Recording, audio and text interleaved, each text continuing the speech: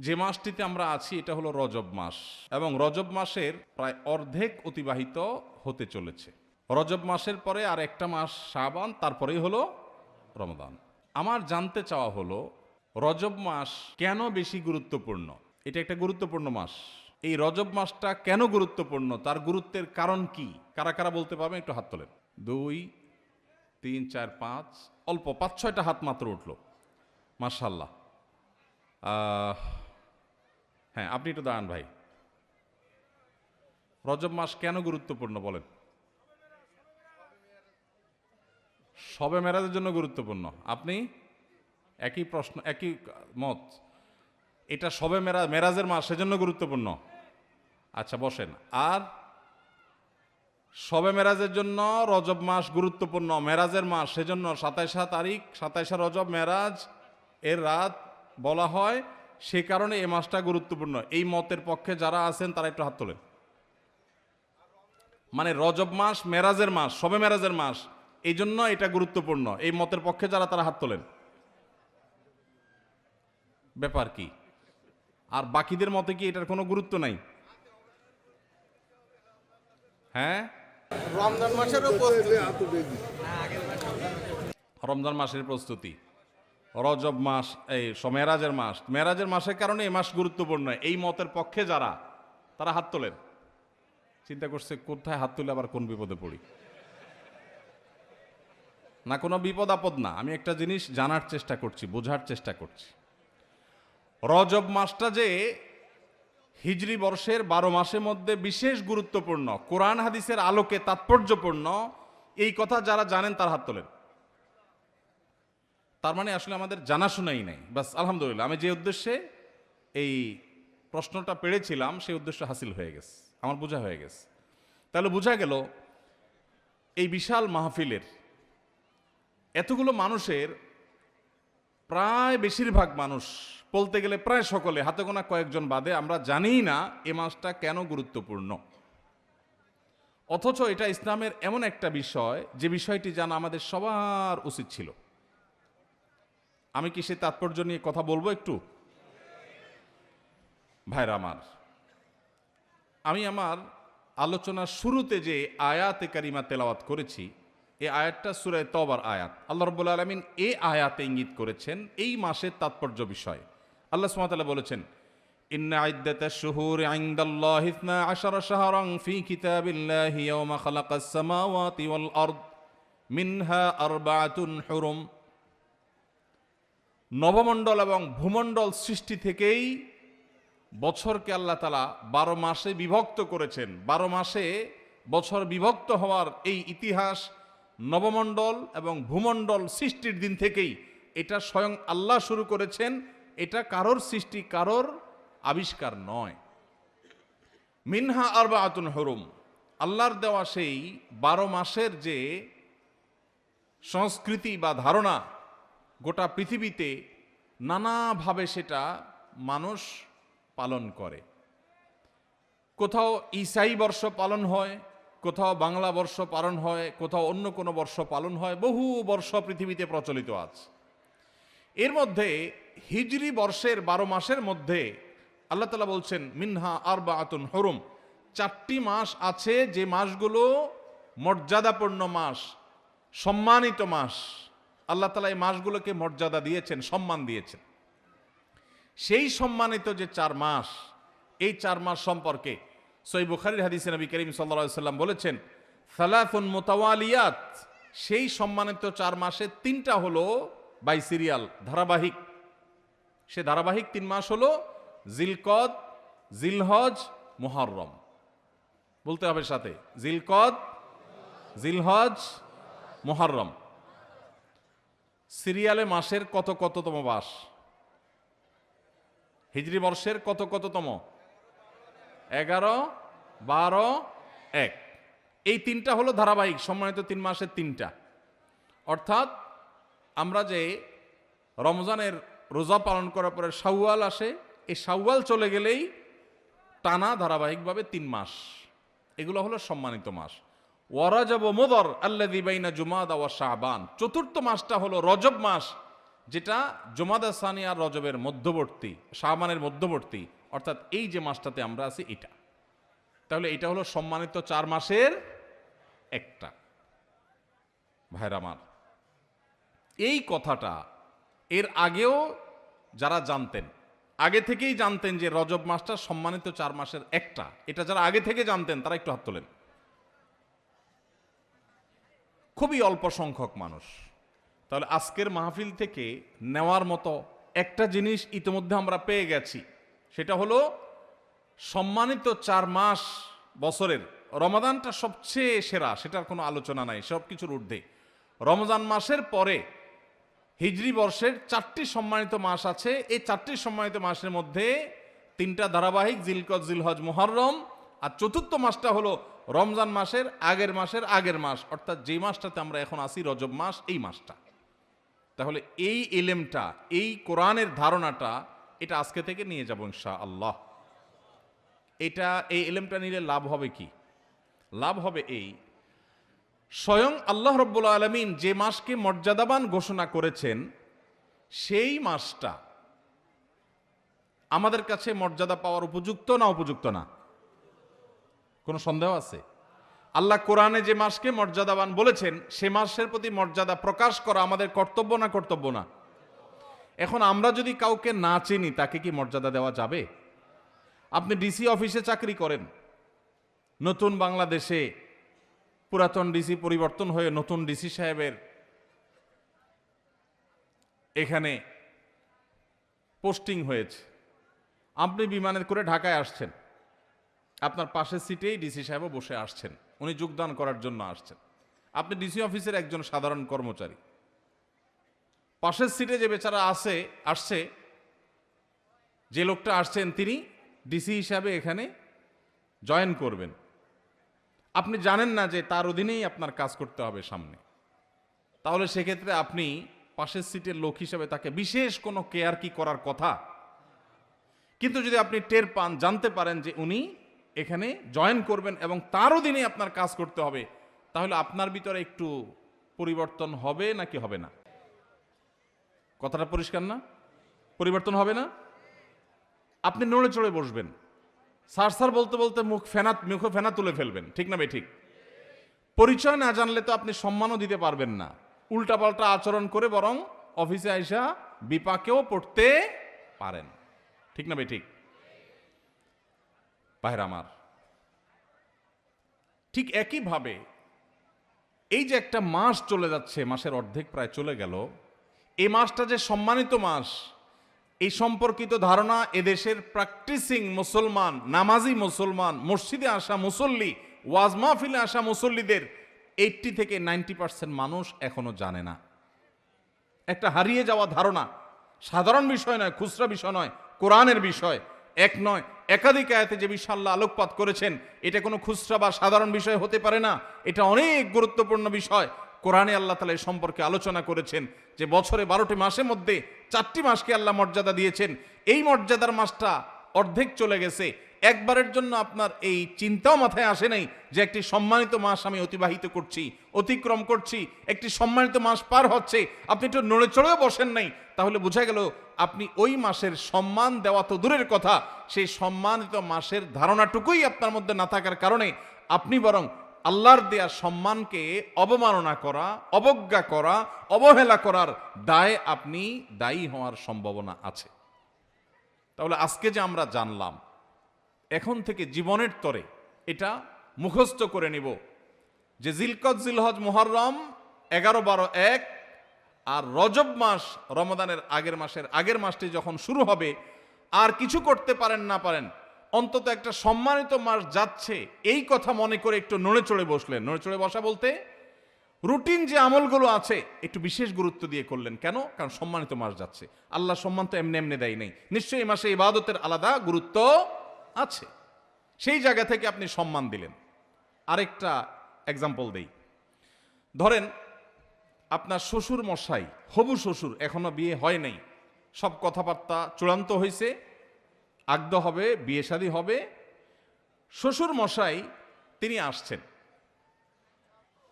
আপনি বসে আছেন সোফায় সাধারণ মুডে, সাধারণ মোডে যখন বসে থাকবেন আপনি, আপনার হবু শ্বশুর, নতুন নতুন শ্বশুর হবে হবে ভাব যখন হয়, তখন শ্বশুর এবং শ্বশুরবাড়ির লোকদের কাছে পৃথিবীর সবচেয়ে খারাপ ছেলেটা, সবচেয়ে উচ্ছৃঙ্খল ছেলেটাও সবচেয়ে আদবে লেহাজি ছেলে হয়ে যায়। ঠিক না ঠিক? বিয়ের দিন জামাই হিসাবে যখন যায়, এলাকার সবচাইতে বাজে ছেলে যেটা, সেও দেখবেন এত সুন্দর ইনোসেন্ট, এত সুন্দর নম্র ভদ্র আদবে লেহাজি সাইজা নাটক করে হলেও সেখানে ওই মুড এসে যাওয়ার চেষ্টা করে। ঠিক না ঠিক? এখন শ্বশুর যখন আসে, আপনি যদি জানতে পারেন যে এই লোকটা আমার শ্বশুর হতে যাচ্ছে, আপনি সোফায় বসে আছেন, উনি ঢুকছে, কি করবেন? যেমনি ছিলেন আপনি থাকবেন? লাভ দিয়ে উঠার চেষ্টা করবেন। ঠিক না ঠিক? আব্বা বলবেন না আঙ্কেল বলবেন, এটা নিয়ে টেনশনে পড়ে যাবেন। ঠিক না ঠিক? নড়ে চড়ে উঠবেন। আর যদি অন্য সাধারণ মানুষ আসে, চিনেন না, তাহলে হয়তো আপনি ড্যাম কেয়ার ভাবে বসে থাকবেন। রজব মাস প্রবেশ করার পর আপনি যদি জানেন যে একটা সম্মানিত মাস প্রবেশ করেছে, আল্লাহ সম্মান দিয়েছেন, সাথে সাথে আপনি নড়ে চড়ে বসবেন। নড়ে চড়ে বসা কি? অন্য সময় ফজর নামাজের জামাতে গাফিলতি হলেও রজব মাস যাচ্ছে এই কথা মনে করে তাড়াতাড়ি মসজিদে চলে যাবেন, কারণ সম্মানিত মাস যাচ্ছে, আল্লাহ সম্মান দিয়েছেন। আমি যদি নড়ে চড়ে না বসি, আমি যদি আমলের জন্য নড়ে চড়ে আমি নিজেকে প্রস্তুত না করি, তাহলে আল্লাহর দেওয়া সম্মানিত মাসের প্রতি আমি অবহেলা এবং অবজ্ঞা প্রদর্শন করে বেয়াদব হলাম। ভাইরা আমার, ধারণাই নেই সমাজে, আলোচনাই নেই। মসজিদের ইমাম সাহেবদের প্রতি আমার অনুরোধ, সম্মানিত মাসগুলো যখন আসবে প্রতিটা মসজিদে মসজিদে এ সম্পর্কে আলোচনা করবেন, আলোকপাত করবেন, আমাদের ভাইদেরকে ধারণা দিবেন। অনেক ভাই আছেন 50-60 বছরের মুসলমান, তার জীবনে 50 বার সম্মানিত মাস এসেছে, একটি বারের জন্য তিনি কেয়ারও করেন নাই, জানেনও না, তার মাথায় আসেই নাই রজব কি আর জমাদুস সানিয়া কি, কোনো পার্থক্য নাই, কোনো ব্যবধান নাই, কোনো ভাবলেশ নাই। এর মানে হলো আল্লাহর দেয়া সম্মানিত মাসের প্রতি সম্মান প্রদর্শন আমি করলাম না, অবজ্ঞা করলাম। এটা সুস্পষ্ট আল্লাহর দেওয়া মর্যাদার প্রতি অবজ্ঞা, অসম্মান এবং বেয়াদবি। ভাইরা আমার, তাহলে এখন থেকে সম্মানিত মাস যখনই আসবে, এই মাসকে সম্মানিত মাস হিসাবে আমরা একটু কেয়ার করব, চেষ্টা করব না ইনশাআল্লাহ? সেদিন কোন এক ভাইয়ের সাথে দেখা, হঠাৎ করে আমার অফিসে এসছেন, ভাই কানাডা থাকেন। তো আমরা যখন নাস্তা অফার করলাম, সবাই নাস্তা খাচ্ছি, উনি বলেন আমি রোজা আছি। তাই আমি বললাম কি উপলক্ষে রোজা আজকে? সোম না, বৃহস্পতি না, আইয়ামে বীজ না, হঠাৎ করে আজকে এই মঙ্গলবারে কিসের রোজা? তিনি বললেন না, কোনো মাসনুন রোজা না, যেহেতু সম্মানিত মাস রজব যাচ্ছে, সম্মানিত মাস উপলক্ষে রোজা রাখার কোনো স্পেশাল নির্দেশ নাই হাদিসে কোরআনে, কিন্তু আমি নিজে থেকে একটু নফল হিসাবে এটা রাখছি। একে তো শীতকাল, এই সময় নবী সাল্লাল্লাহু আলাইহি ওয়াসাল্লাম রোজা রাখার জন্য উৎসাহ দিয়েছেন, আবার সম্মানিত মাস আল্লাহ সম্মান দিয়েছেন, সেজন্য আমি নিজের উদ্যোগে সুন্নাহ হিসাবে না, একটু নফল আমল করার চেষ্টা করেছি। আমার দিলটা শীতল হয়ে গেছে শুনে। উপস্থিত যারা ছিল সবাইকে বললাম, দেখেন, এটাকে বলা হয় কোরআনের শিক্ষা, এটাকে বলা হয় হাদিসের শিক্ষা। ওয়াজ মাহফিল শুনতে শুনতে কান ঝালাফালা করে ফেললাম, একেবারে ওয়াহ কি ওয়াজ হয়েছে, কি ওয়াজ শুনলাম, এই সমস্ত ওয়াহ আর আহ বলে চলে গেলাম, কিন্তু কিছু শিখতে পারলাম না। জীবনে কোনো পরিবর্তন হলো না, কোনো চেঞ্জ আসলো না, কোনো আমল আসলো না, কোনো বদামল ছাড়া হলো না। এটা কখনো দ্বীনের শিক্ষা অর্জন হতে পারে না। এজন্য ভাইরা, আজকের মাহফিল থেকে আমরা যে এ সম্পর্কে নিজেরা এই ইলমকে আমল করব, চর্চা করব যখন সম্মানিত মাস আসে, এবং নিজের পরিবারের সদস্য বন্ধু বান্ধবের মধ্যে এই বিষয়গুলো শেয়ার করব, যে সম্মানিত মাস সম্পর্কে ধারণা সম্পর্কে তোমার জানা আছে কিনা বন্ধু, চলো আমরা আলোচনা করি। কোরআনে আল্লাহ তাআলা সম্পর্কে বলেছেন, শেয়ার করা যাবে তো ইনশাআল্লাহ? আল্লাহ তাআলা আমাদের সবাইকে এই সম্মানিত মাস সম্পর্কে যে ধারণা বিলুপ্ত হয়ে যাচ্ছে সমাজ থেকে, কোরআনের আমল, সাধারণ খুচরা বিষয় না, অথচ হারিয়ে যাচ্ছে, ধারণাই নাই, এই গোটা প্যান্ডেলের মধ্যে 2-4-5 জন ছাড়া বাকিরা আমরা জানি না। তাহলে এটা সম্পর্কে আমরা চর্চা, আলোচনা, আমল বাড়াবো তো ইনশাআল্লাহ? এবার আসেন, সম্মানিত মাসে আমরা কি করব?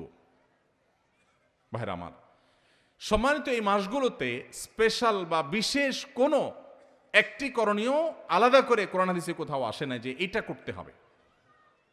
বিশেষ কোনো নামাজ নাই, বিশেষ কোনো রোজা নাই, আরবে জাহিলি যুগের মানুষরা রজব মাসে অনেক কিছু করত। এখনো আরবে রজব মাসে ওমরা করাকে বিশেষ ফজিলতপূর্ণ মনে করা হয়। এটাকে বলা হয় ওমরায়ে রজবিয়া। রজব মাসে একটা বিশেষ পশু জবে হতো জাহিলি যুগে, সেটাও নবী সাল্লাল্লাহু আলাইহি ওয়াসাল্লামের হাদিসে উঠে এসেছে। মুসলমানদের জন্য রজব মাসে বা সম্মানিত মাসে করার মতো আলাদা কোনো আমলের কথা কোরআন হাদিসে বলা হয়নি। তবে আল্লাহ রাব্বুল আলামিন যেহেতু এই মাসগুলোকে মর্যাদা দিয়েছেন, এজন্য রুটিন যে আমলগুলো আছে যেগুলো আমরা অন্য মাসেও করি, সেগুলো এই মাসগুলোতে সম্মানিত মাস হওয়ার কারণে বিশেষ গুরুত্বের সাথে করব। ৫ ওয়াক্ত নামাজ ১২ মাসই পড়তে হবে। রমজান আসলে যেরকম তার বিশেষ গুরুত্ব আসে, সম্মানিত মাসের কারণে ওই ৫ ওয়াক্ত নামাজকে আমরা বিশেষ যত্ন সহকারে আদায় করব ইনশাআল্লাহ। যেমন ওই যে বললাম, মুরব্বী মানুষকে সম্মান করা এটা ভালো না খারাপ? ভালো। হারিয়ে যাচ্ছে, আদব লেহাজ হারিয়ে যাচ্ছে, কিন্তু মুরব্বী মানুষ তাকে দেখে শ্রদ্ধা করা এটা আমাকে ইসলাম শিখিয়েছে।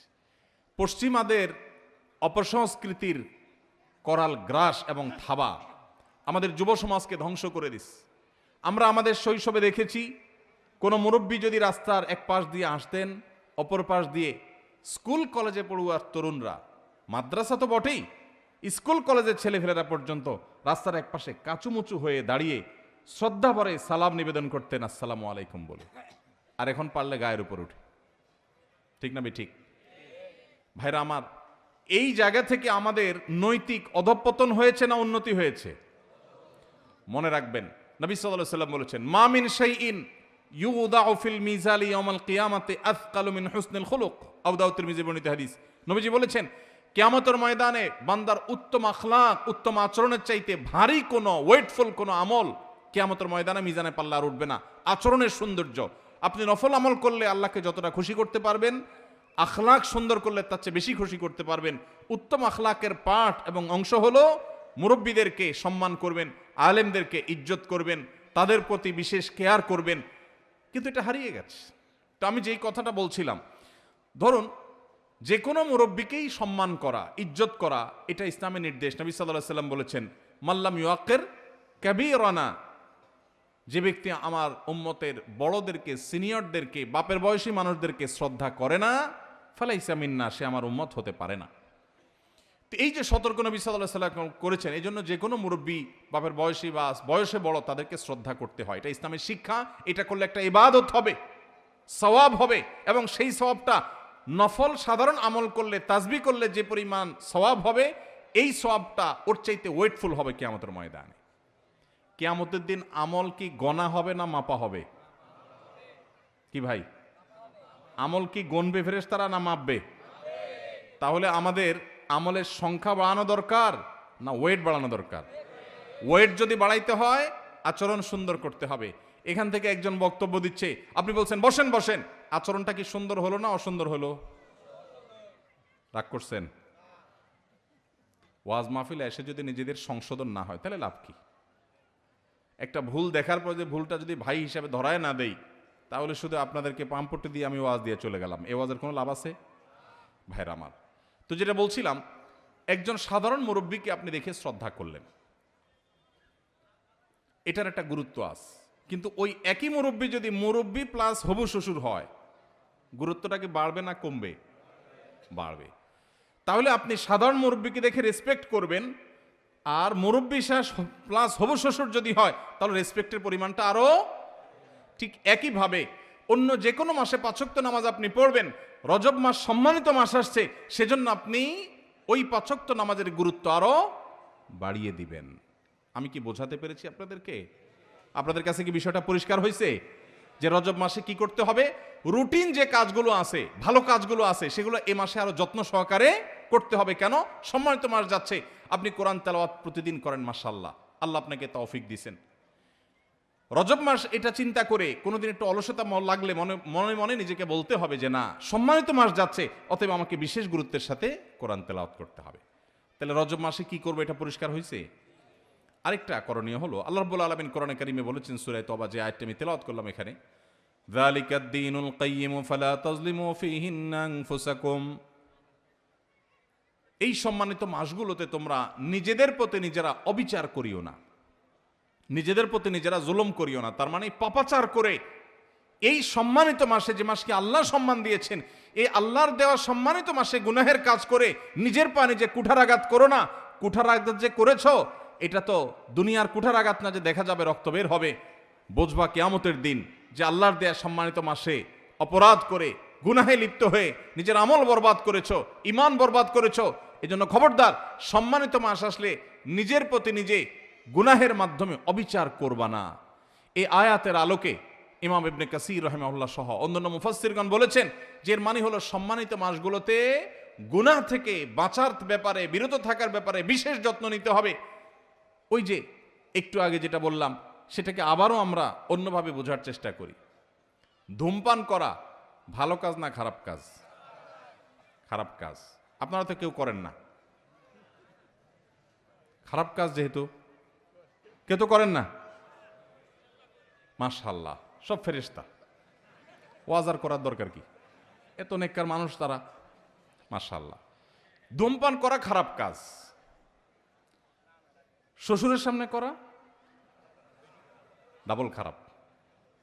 একে তো খারাপ কাজ, আবার শ্বশুরের সামনে বিড়ি খেয়ে, সিগারেট খেয়ে ধোঁয়া ছাড়া, এটা হলো একটা আস্ত বেয়াদবি।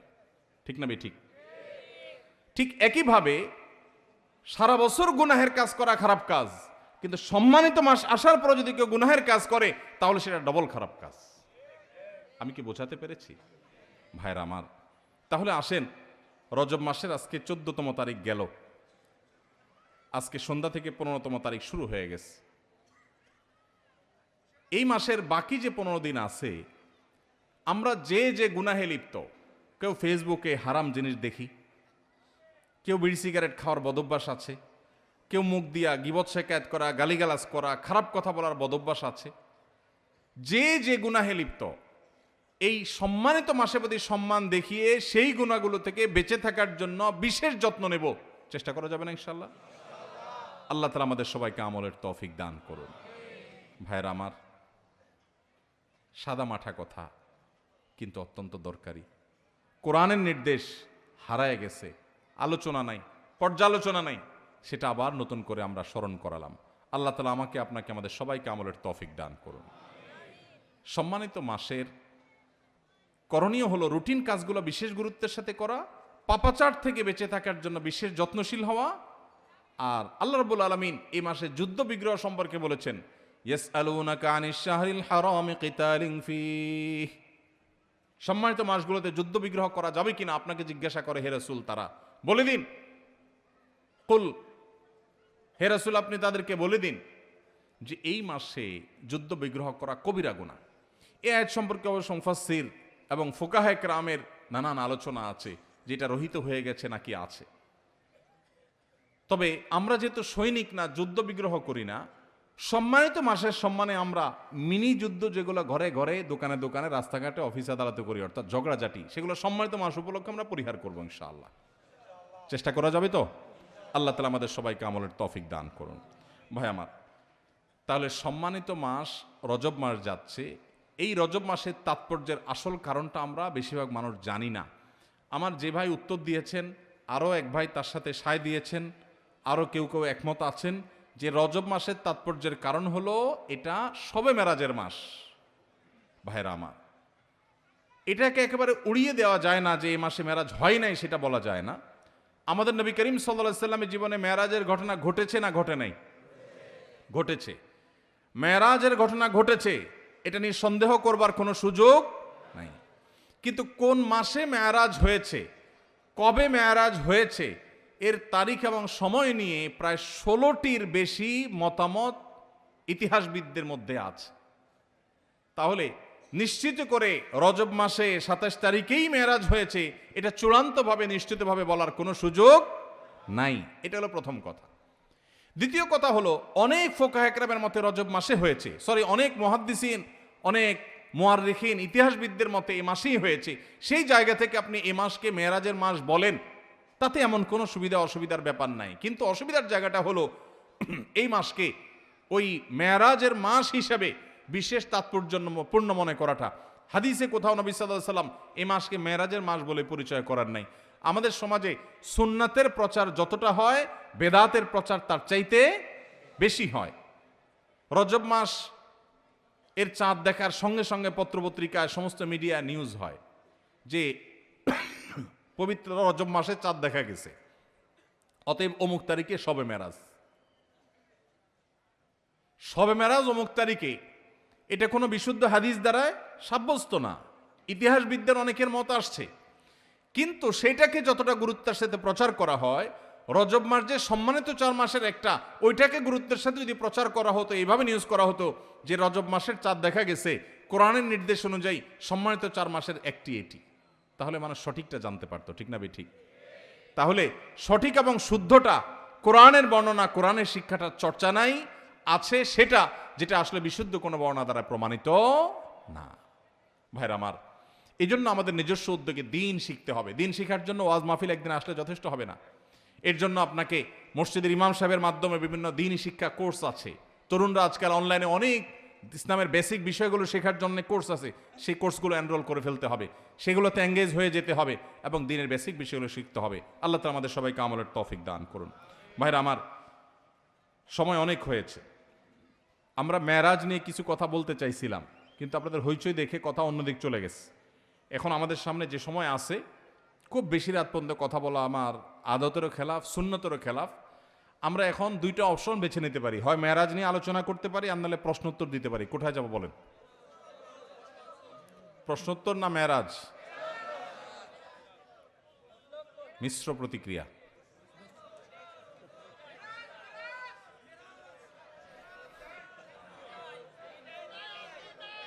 দুইটাই? তাহলে ফজর পর্যন্ত কারা কারা ওয়াজ শুনতে রাজি আছেন বলেন? মাশাআল্লাহ, মাশাআল্লাহ, হাত নামান।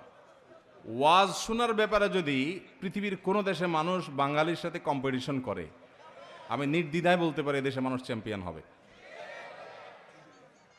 আমল করতে পারুক আর না পারুক, ওয়াজ শুনে একদম কাজ করে ফেলাবে। আল্লাহ তাআলা আমাদেরকে আমল করার তৌফিক দান করুন। সম্মানিত মাস সম্পর্কে যে কথাগুলো আমরা শুনলাম, এই কথাগুলো আমরা প্রচার করব তো ইনশাআল্লাহ, আমল করব তো ইনশাআল্লাহ। কোথাও প্রচার করতে পারার দরকার নাই। আপনি আপনার বাসায় আপনার স্ত্রীর সাথে, মায়ের সাথে, বোনের সাথে, ছোট ভাই ব্রাদারের সাথে, বন্ধু বান্ধবের সাথে শেয়ার করবেন যে নতুন একটা জিনিস শিখলাম, এই জিনিসটা শেয়ার করা যাবে তো ইনশাআল্লাহ। জি ভাই।